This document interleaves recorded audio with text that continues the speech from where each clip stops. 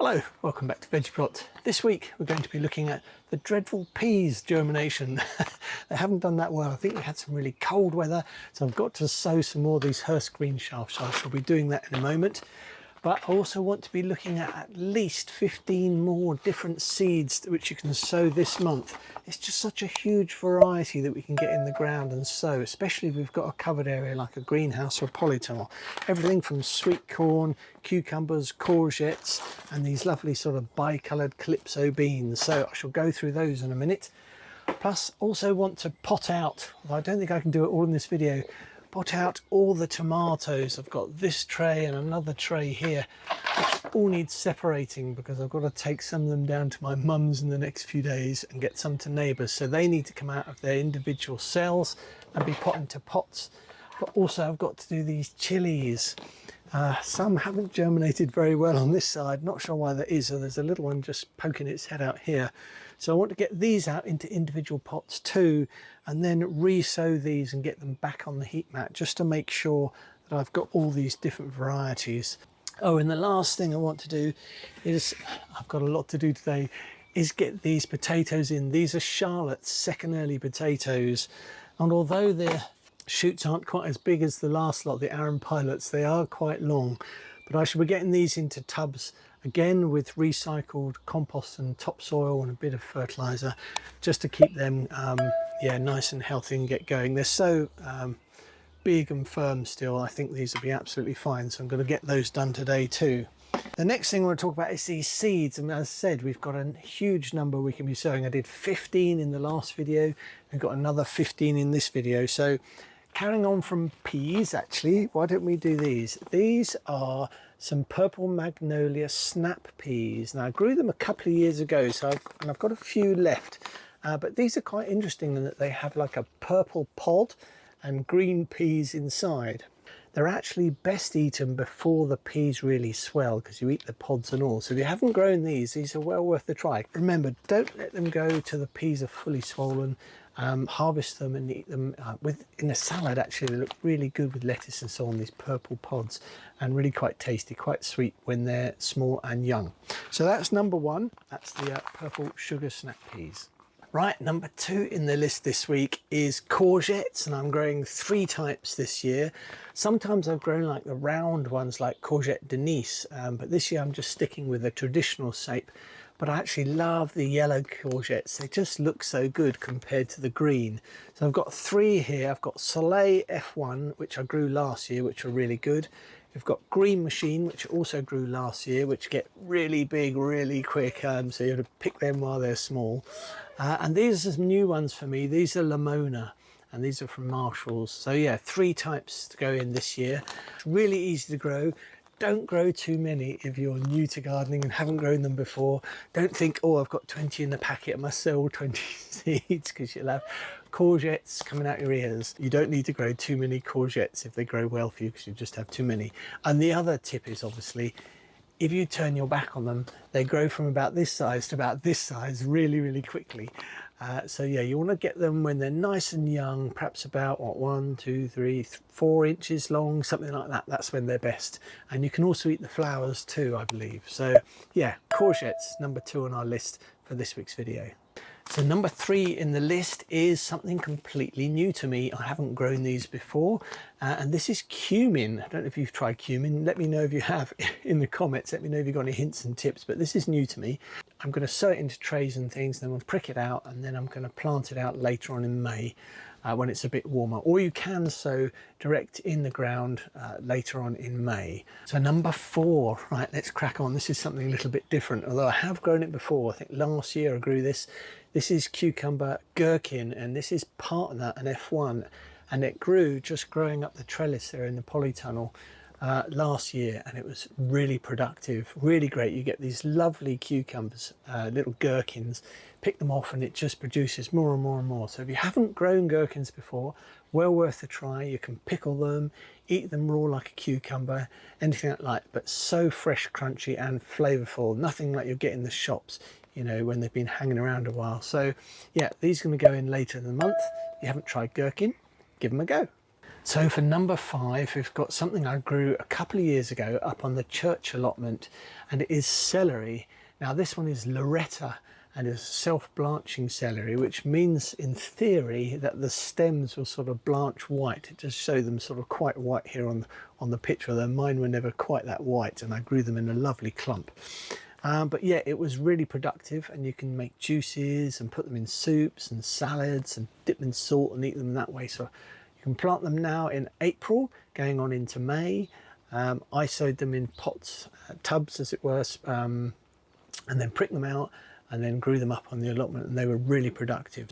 I think quite like a sort of bit of moisture in the ground, and for some types you have to earth them up, which will grow them in trenches, which means not so much light gets to the stems and turns them green, you know, because obviously celery you buy in the shop is mainly quite white, isn't it, quite pale and crunchy and so on. So if you have problems with them not being like that, perhaps you need to earth them up or grow them in a trench. But yeah, celery, well worth a try if you haven't grown it before, and quite a productive crop too. I had loads and loads of it. Right, so that's number 5, did we say, celery? Let's get on with number 6. Right, number 6 is Savoy cabbage, and this one is Virtus. I haven't grown this before. I have grown other cabbages, but not this one. And I picked it up because many, many years ago, when my grandparents were still alive, they basically, I think, had one of these really big wedding anniversaries.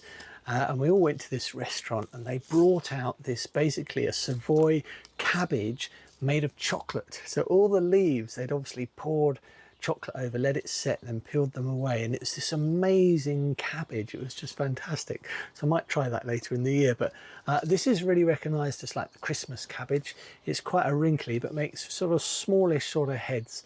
You can sow this indoors now through April, or outdoors April into May. If you haven't grown cabbages before and you're new to that, they do like to be quite firm in the ground, and you've got to watch out for caterpillars, because if they get on like cabbage whites and things, they will munch them to pieces. So yeah, make sure you cover your cabbages in some really fine netting and prevent the cabbage whites getting into them. Okay, so that's number, what did we say, number 6? Gotta forget my numbers here. Let's move on to number 7. Right, number 7.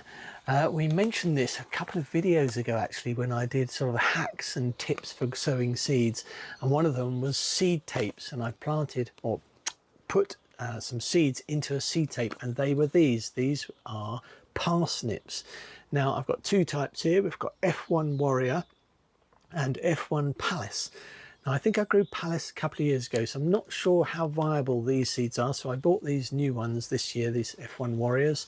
But yeah, I shall sow them in seed tapes. I'm going to try that as I showed you in that video, and we'll see how they do. But the thing about parsnip, if you haven't grown them before, is growing fresh seed usually results in better germination. And another thing is to make sure that you thin them throughout the year, which I'm sort of guilty of not doing very much. In order to make sure that you get nice big parsnip roots. If you leave them too bunched up, they end up a bit small. Oh, one last tip for parsnips is don't sow them into pots or containers first, or try pre-germinating them. They just end up with crooked roots and they're just awful. Sow them direct into the ground. Cover them over perhaps with a plank when you've sown them to keep the moisture in. Keep an eye on them, you know, a bit of lift the wood occasionally just to see if they started germinating, and that will help with germination. But yeah, don't sow them into containers or tubs or anything like that. Sow them straight into the ground. Okay, that's parsnips. Let's get on with the next one. Right, for number 8, we have cucumbers, similar to the gherkins we did earlier, which I think is a type of cucumber, but these are sort of your regular cucumbers. We've got Market More and we've got Nimrod F1. Now, the Nimrods I'm trying this year are sort of a small sort of lunchbox type cucumber, you know, the small ones you give to your kids to take to school and things. So these are really nice. They produce well, I haven't grown these before, I've grown similar, and they produce lots and lots of little small cucumbers, which you should harvest, it says here, between 8 and 12 centimetres.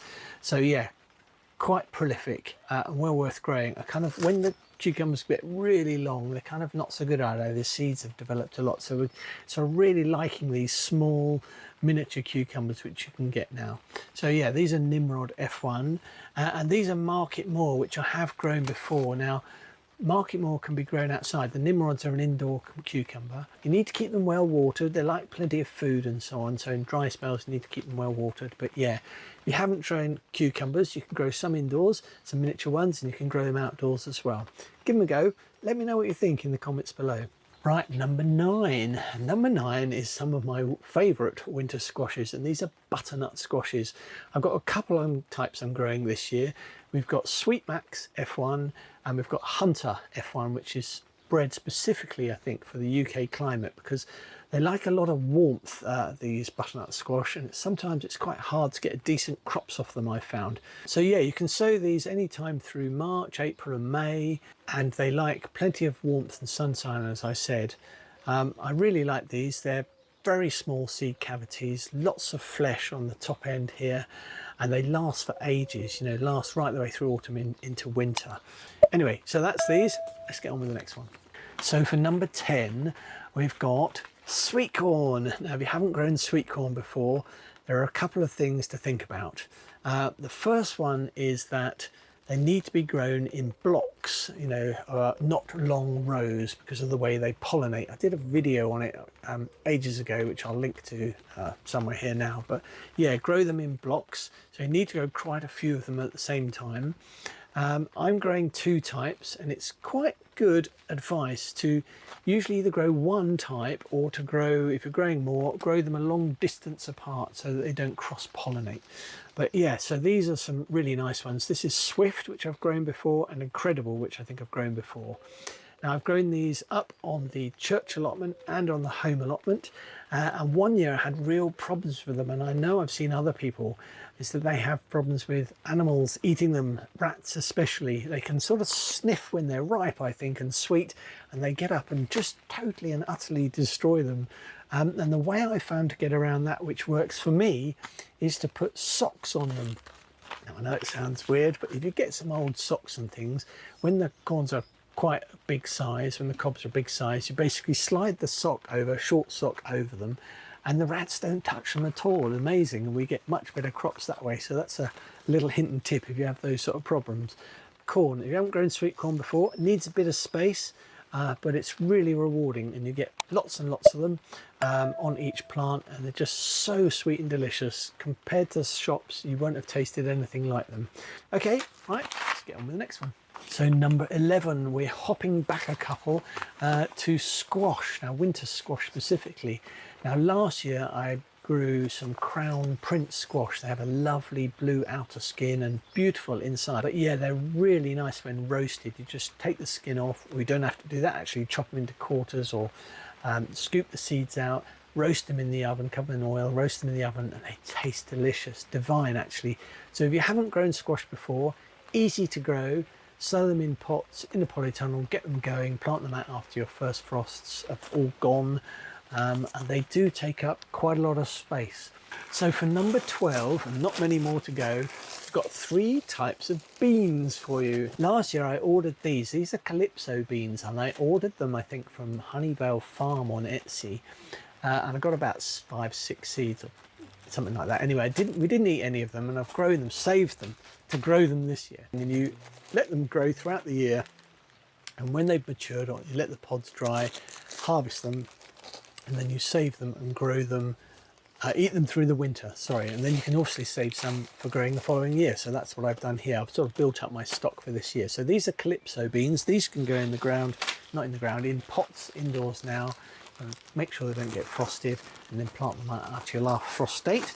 These little black beans here, I don't know if you can see them, they're Trail of Tears beans. They're just like a small French bean, but they're very nice. You can save them and dry them and then eat them in the winter in soups and stews, or like I do, if you pick them when they're young enough, you can actually eat the pods as well, a bit like a green bean, so have this sort of dual usage. And then another one, these I got off Amazon I think ages ago, and these are snake beans or meter-long beans. And the interesting thing about these is that the bean pods are up to like a metre long. It's quite extraordinary. They're quite extraordinary, and they're really nice.